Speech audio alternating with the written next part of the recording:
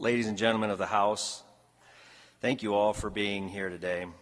It is such an incredible honor and privilege to be up here today, and I am truly humbled to serve you as your speaker in this historic chamber. Before I go any further, there are some special people that I need to express my appreciation for. Amanda, Indy, Reagan, and Chancellor, it means a lot to have you here today. I want to thank each of you for your sacrifices that you make that allow me to serve the people of Iowa House District 50.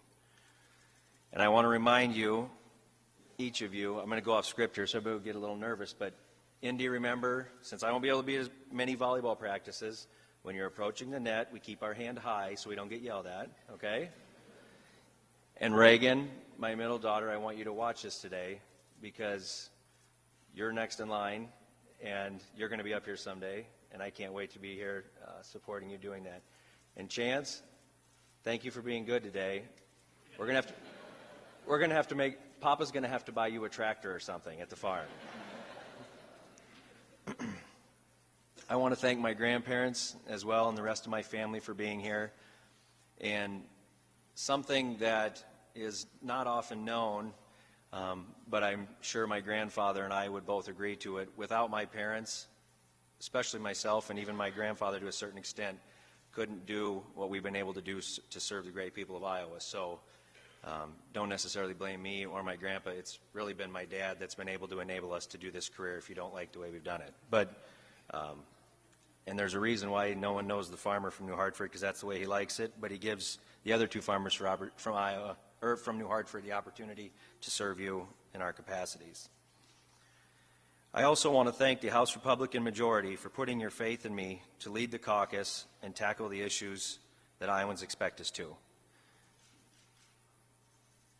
Chris, Linda, thank you guys for leading our caucus, and I think Iowans have seen the tremendous achievements we've been able to accomplish. We've had a great record all working together. Representative Winchell and I hope we can follow in your footsteps and leave Iowa a better place than where we found it the way you two did. So thank you guys for your service.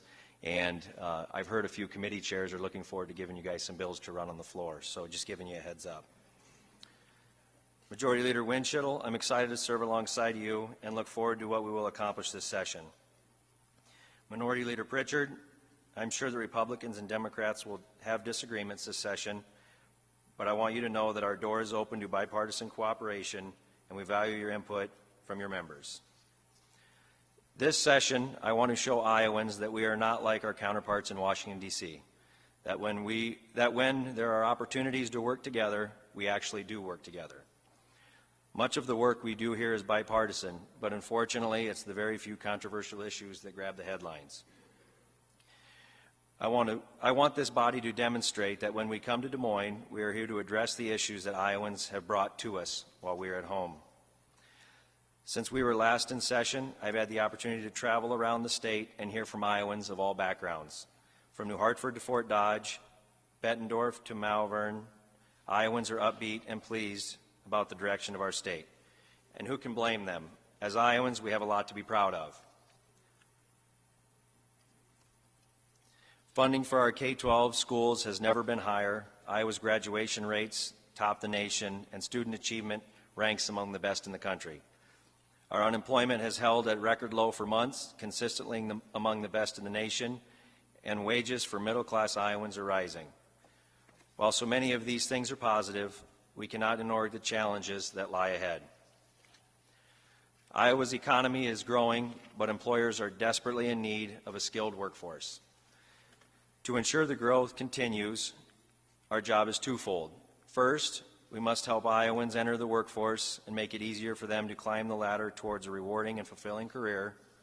Second, ensure that Iowa's businesses, regardless of size or geographic location, have a pipeline of skilled, talented workers to fill the open jobs.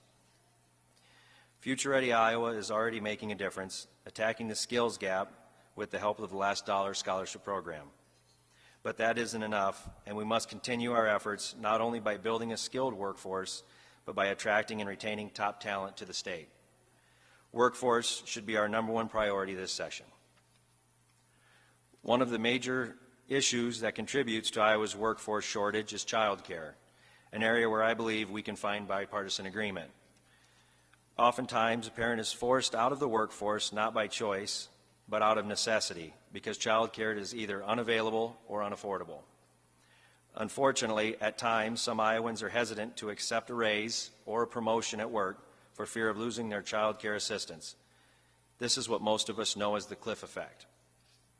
House Republicans want parents and families to grow and thrive without the need for government support. Additionally, our community colleges can play a major role in ensuring a quality workforce by training the next generation of child care providers.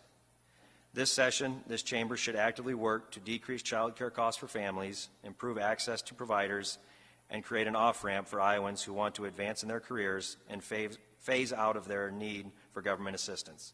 This is an issue that impacts each of our districts, where both parties in this chamber can work together to find solutions. Another issue that often restricts our workforce is the lack of high-speed internet in some parts of the state.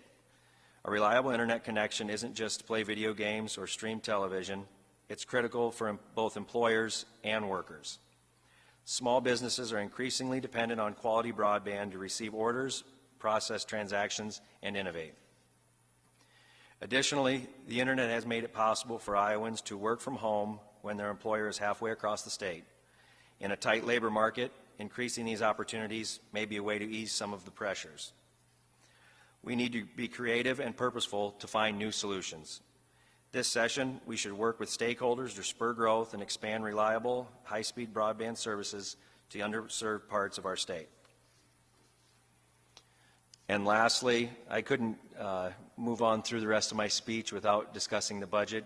And thankfully, Representative Hall doesn't have the opportunity to retort anything I get to say right now, so I'm in a great position. Representative Moore, just keep an eye on him. Lastly, I'm not going to. Lastly, our reserve accounts are full. We have a healthy ending balance. We've made smart investments in priorities like K-12, workforce training, and public safety, all while lessening the tax burden on the hardworking Iowa families and small businesses. Over the last 9 years, House Republicans have changed the culture of budgeting in Des Moines. Crafting a budget and spending taxpayer money is hard work, as it should be. But I have got to say, House Republicans have often make it look easy, and I'm not just saying that as a former appropriations chair. I'm incredibly proud of the discipline and restraint that this caucus has shown over the years in crafting those budgets. As we move forward this session, we will once again pass a conservative budget that funds our priorities in a responsible way. House Republicans will continue to exemplify the strong leadership on the state budget that Iowans expect. Over the next 100 days, or maybe less if Representative Hine has his way, what's the soil temperature, Lee? You got it measured out yet? Nothing yet? Ground's frozen. Okay. Let's make sure that we show Iowans that we are not like Washington, D.C. Less partisan games, less political theater, more results for Iowans. Let's strengthen Iowa's workforce and improve our education system. Let's make health care more affordable and pass a responsible budget that puts the taxpayers first. Representative Winchell, Representative Pritchard, members of the Iowa House, let's work together and move Iowa forward. Thank you.